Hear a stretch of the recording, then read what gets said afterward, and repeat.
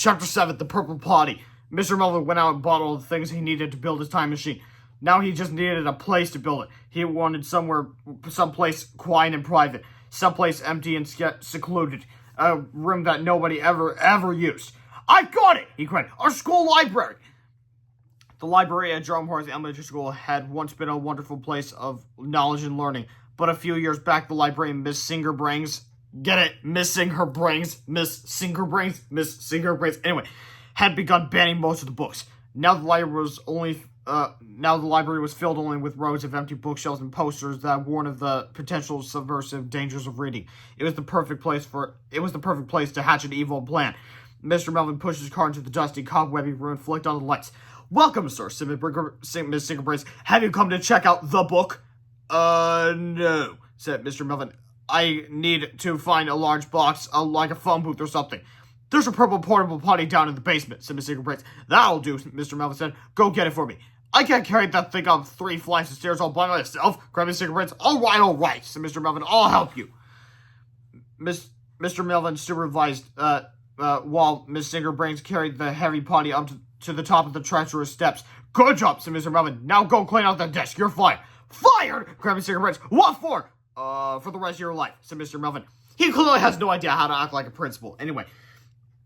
Chapter 8. Meanwhile, back in outer space, a team of scientists working at Pequot Order of Professional Space and Interplanetary Explorers, Poopsie, were on their way to investigate the planet Uranus when they came across something that was very strange. Major Buzz Tomsky and his crew had just discovered a bizarre cluster of what appeared to be robots and toilets resting on the planet's surface. The astronauts were so busy looking at their monitor that they didn't notice the 3 slimy, squishy, boogery thingies speeding toward their spaceship. Splat, splat, splat! Chapter 9, Ground Control to Major Tomsky. Suddenly, a very concerned voice came across the Poopsie's space phone. What's going on there, Bob? Asked Ground Control. We're okay, said Major Tomsky as he unzipped the cockpit's window screen for a better look. It appears our ship has just been splattered by 3 unidentified squishy objects. That does it, said Ground Control. This mission is getting too strange. I want you guys to turn that ship around and come on back home. Well, wait a minute. But they must have spent years getting to stupid Uranus. Years. Like, seriously. Look up with our current technology. No, look up technology back in... Wait. Find the stupid book. What year was this? 2003. Look at technology in 2003 and see how long it would have taken to get to Uranus. It's not just flying over where gonna complexes right there. No, we're talking about a planet bigger than a billion miles. Sorry about that, everybody. We're experiencing some technical difficulties at the moment. Please stand by.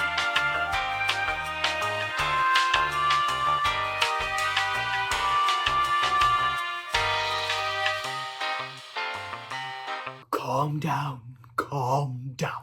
Just read the rest of the book. Alright.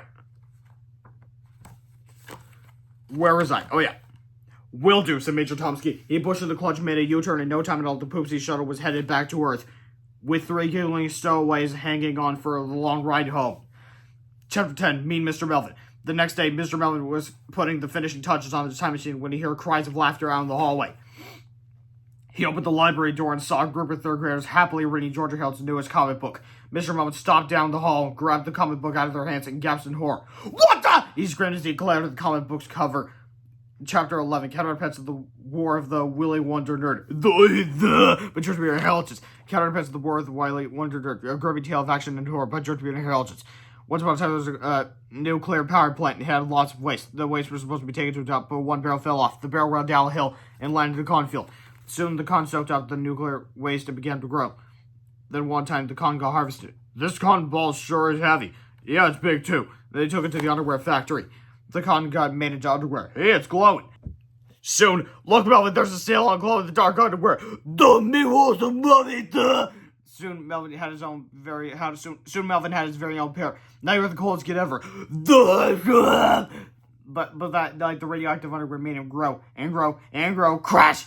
Crash! The next morning, Melvin woke up. And so he walked to school. I'm grumpy. Sure, a giant nerd is attacking the city. Call the army and stuff. Soon the army and stuff arrived. Then there was a big war. Wonder Nerd picked up the tank and threw it. Meanwhile, at a nearby school. You guys are pathetic! You're worthless and weak! Crash! Help! Wonder Nerd just threw a tank and squished somebody. Oh no, who was it? The gym teacher. Thank goodness, I thought it was somebody important. It's like it's up for Cat Underpants. Zoom. Hey, Wonder Nerd, quit! I'm not a nerd, I'm cool, my mommy said so! Cat Underpants flew around and saw a tag on Wonder Nerd's undies. Warning, this underpants may shrink when washed. I got you! Okay, do whatever you want, but please don't dunk me in the lake. Huh? You can kill me, but please don't dunk me in the lake, I pray it. Oh yeah? Well, maybe I will dunk you in the lake. Oh heavens, no! I'll show you! No way! Get ready! Oh man! Hey, what the? Oh! My underpants is going wet! It's shrinking! Hey there, buddy. Alright, get out of bed! It's up to nerd jail for you! Oh no! Jail for dumb, stupid nerds. Moral, always buy pre-shrunk underwears. Chapter 12, Mad Mr. Melvin. Mr. Melvin was furious. He marched into the office and turned on the school intercom. George Bear to hell, hotheads! He shouted over the loudspeakers. Meet Mr. Crump in the school library right now! We have a library, said George. After about 20 minutes of searching, George and Hale finally came across a room they had never seen before. They entered cautiously, stepping quietly past rows and rows of empty bookshelves until they met up with Mr. Melvin. I told you guys to give me a cool name and not to make me look stupid! Mr. Melvin screamed, clutching your comic book in his sweaty hand. Oops, said George. I thought you said to give you a stupid game and not to make you look cool. Yeah, said Harold. It was an honest misunderstanding. Mr. Melvin threw the comic book on the ground, then led George and Hale over to the purple potty. Remember when I had the great idea to build a time machine? Asked Mr. Melvin. Actually, George, that was my... Well, here it is! Mr. Melvin interrupted triumphantly. And you two smarty pantses are gonna test it out for me. Huh? Said Harold. I'm sending you kids back in time the day before yesterday, said Mr. Melvin said. And you better not return until you've got my Combinatron 2000. Cool, said George. I've always wanted to travel through time. Mr. Melvin had a great deal of instructions for George and Harold before they left on their journey. And though the instructions were quite boring, it would have benefited the boys if they had paid attention instead of switching the letters around on a nearby bulletin board. Mr. Melvin spoke at length about the workings of the time machine and the proper etiquette of time travel. You must be very careful that nobody sees you on your journey, Mr. Melvin said. If they do, just zap them with my new invention, the Forget-Your-McCall 2000. This will erase everything in their short-term memory, and they will remember ever seeing you. Mr. Melvin had also built a fake Combinatron 2000 to switch with the real one. Finally, Mr. Melvin gave George and Harold a very important warning. Whatever you do, it is very important that you don't miss this time machine 2 days in a row.